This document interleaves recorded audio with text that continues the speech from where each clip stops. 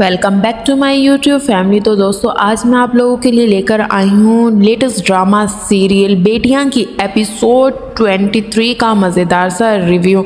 आखिरकार दोस्तों साद का हो जाता है एक्सीडेंट, क्योंकि आयज़ा जो है उसे साफ साफ कह देती है कि भाई मैं तुम्हारी शक्ल देखना नहीं चाहती और तुम मेरे घर से निकल जाओ। क्यों आ जाते हो बार बार मेरे बाप की इंसल्ट करने और लोगों के सामने तमाशा करने की।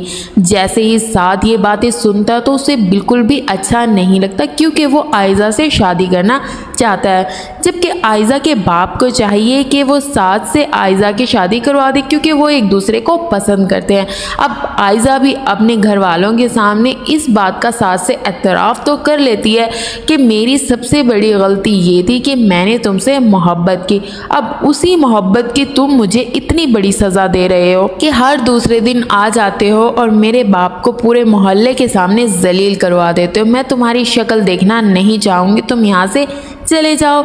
लेकिन साद जो है इन बातों को बहुत ज़्यादा सीरियस समझ लेता है और जब वो जा रहा होता है तो इन्हीं बातों को याद कर रहा होता है, जिसकी वजह से साद का हो जाता है बहुत ही बुरी तरह एक्सीडेंट। लेकिन अभी ये बात जो है किसी को भी नहीं पता सिवाय साद की फैमिली के।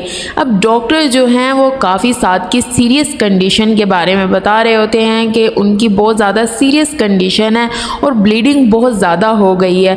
लेकिन अभी इस बारे में आयज़ा को कोई ख़बर नहीं है। लेकिन जैसे ही आयज़ा को ये बात पता चलेगी तो वो फ़िज़ा से कह रही होगी कि मेरे बगैर साद नहीं रह सकता और अगर मैंने मज़ीद उसे खुद से दूर किया तो वो अपनी जान ले लेगा और मर जाएगा।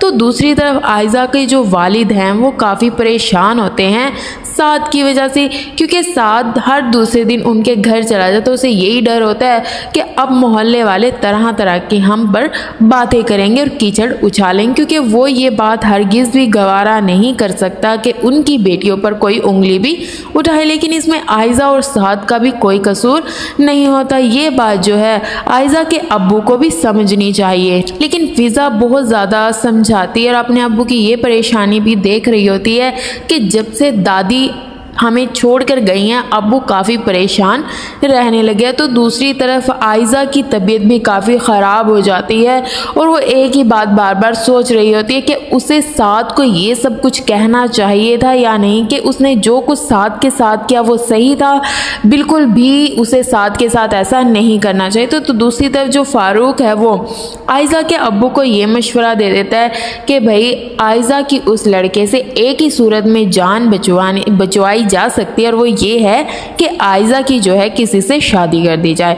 अब ये बात जब आयज़ा का अबू सुनता है तो वो सोचने पर मजबूर हो जाता है, शायद यही एक वाहिद तरीका है कि जिसकी वजह से साद जो है आयशा का पीछा छोड़ देगा।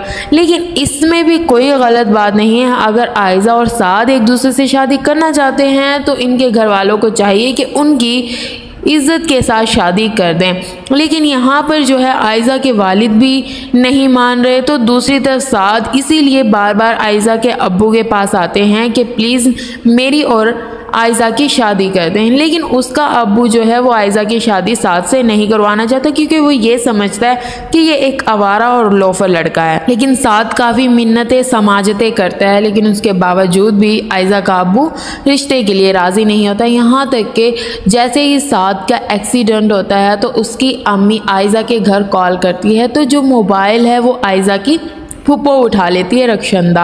अब रक्षंदा के सामने जब साद की अम्मी ये कहती है कि मैं साद की अम्मी बात कर रही हूँ, तो रक्षंदा बिना सोचे समझे उल्टी सीधी बातें जो है वो साद की अम्मी को सुना देती है। यहाँ तक कि साद की अम्मी उसे कहती रहती हैं कि कम से कम मेरी बात तो सुन ले, मैं जो बात कहना चाहती हूँ मेरी सिर्फ एक बार आयज़ा से बात करवा दे, क्योंकि वो ये बात अच्छी तरह से समझती हैं कि मेरा बेटा आयज़ा से बहुत मोहब्बत करता है और उसी से शादी करना चाहता है। लेकिन यहाँ पर रक्षंदा जो है वो साद की अम्मी की कोई बात नहीं सुनती, उल्टा सीधा उन्हें बोलकर और बल्कि ये भी कह देती है कि जो कुछ मेरे भाई साहब के साथ या आयज़ा के साथ या हमारे घर वालों के साथ हो रहा है वो सब कुछ तुम्हारे बेटे की वजह से हो रहा है, इसलिए अपने बेटे को ज़रा लगाम देकर रखें।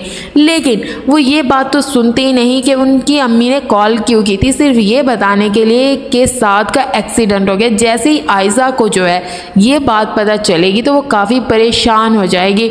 वो अपनी बहन फ़िज़ा से यही कह रही होती है कि वो कुछ ना कुछ खुद को कर लेगा अगर उसको मैं ना मिली तो, क्योंकि साद अस्पताल में बहुत ज़्यादा ज़ख्मी हालत में पड़ा होता है, उसकी मेजर सर्जरी हुई होती है।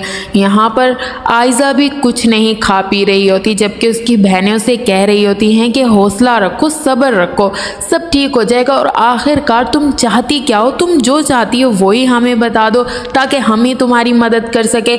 अब अगर अब्बू ने तुम्हारी किसी और से शादी का फैसला कर लिया तो तुम्हें उससे ही शादी करनी पड़ेगी, इसलिए तुम्हारे लिए बेहतर यही है कि तुम जो है साफ साफ जो है अब्बू को ये कह दो कि तुम जो है साद से शादी करना चाहती हो। लेकिन ये बात भी आयज़ा नहीं समझ रही होती और अपने अब्बू से ये बात भी जाकर नहीं कहती, जबकि उसका अब्बू ये बात तो समझ चुका होता है कि आयज़ा ने भी साद से मोहब्बत की है और यही बात उसके अब्बू को अच्छी नहीं लग रही होती। उसे लग रहा होता है कि ये मैंने बहुत बड़ी गलती कर दी, अपनी बेटी को यूनिवर्सिटी भेजकर मुझे नहीं भेजना चाहिए था। दूसरी तरफ साद के घर वाले बहुत ज़्यादा परेशान होते हैं क्योंकि उनका एक ही अकलौता बेटा है साद, जबकि साद की ऐसी कंडीशन देखकर साद की माँ और उसका बाप बहुत ज़्यादा परेशान हो जाते हैं। लेकिन साद के अब्बू को अभी तक ये नहीं पता कि साद की ऐसी हालत क्यों है, क्योंकि उसकी माँ जो है अभी तक साद के अब्बू को ऐसा कुछ नहीं बता रही होती। लेकिन उसके बावजूद भी साद जो है अपनी अम्मी से साफ साफ कह चुका होता है अगर मैं शादी करूँगा तो आयज़ा से करूँगा, उसके बगैर मेरी ज़िंदगी बहुत अधूरी और बेकार है। जैसे ही उसकी अम्मी ये बात सुनती है तो उसे वाकई लगता है कि साद जो है आयज़ा के बगैर नहीं रह सकता, इसलिए उसकी माँ ये फैसला कर लेती है कि मुझे जल्द से जल्द आयज़ा के घर वालों से बात करनी चाहिए ताकि वो मुझे ये फैसला सुना दें कि वो हमारे हक में बात या फैसला देंगे भी या नहीं। दोस्तों उम्मीद करती हूँ इस एपिसोड का रिव्यू आप लोगों को अच्छा लगा होगा। बहुत जल्द लेके आऊँगी आपके लिए नेक्स्ट एपिसोड, तो सब्सक्राइब करना बिल्कुल मत भूलना।